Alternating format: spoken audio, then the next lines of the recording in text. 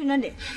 ဒီမှာရေးစားရပါများမရှိဘူးလားရေးစားရှိတော့နေတခါခိုးပြပါလားအဲ့ဒါပွဲပြစ်ပြီ ရှိရလေးတောင်မှ Facebook ပေါ်ကိစ္စကြောင့်လမ်းမတွေ့တော့မပြုံးပြတော့ဘူး ဟိုငါအဲ့ဆိုငါလိုက်ဖြည့်ရှင်းပေးမယ်လေဟဲ့အစင်ပြေတော့နေတခါရေးယူလိုက် မ တော့ လေးမရှင်းပြပေးပါနဲ့နော်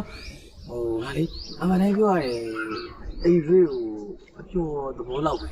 တွေ့ချင်တာဟုတ်ပါလက်ထပ်ဖို့ဒီတော့ငါမစင်းစားမင်း ယောက်ျားလေးရအဲ့ဒါပဲဇာတိရပြပြီအဲ့ဆိုလည်းနောက်တစ်ယောက်နေမြင်ဆန်ရှာလိုက်ပါလား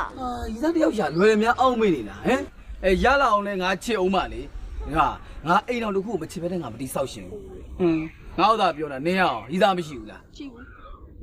နင်းပုံစံစကတ်တူတူလေးနဲ့ဆိုရင်လေဟိုရှားလွယ်မှာပါ ဒီမရိုင်းလိုက်ဒီမှာစကားပြောညောင်းကလုံးပါတော့ အမှန်တိုင်းပြောလေစကတ်တူတူလေးဆိုရင်မြင်တဲ့ယောက်ျားလေးအကုန်ကြိုက်ပါ ငါလုံးပါတော့ငါလုံးပါ လုံးကြီးပါ ဟော ဟဲ့ငါပြောအမှန်တိုင်းပြောလေ တော်ကြပါတော့ကွာမင်းတို့လည်းရံမပြစ်ကြပါနဲ့တော့ဟိုငါအကြံတစ်ခုထပ်ရတယ်ကွာ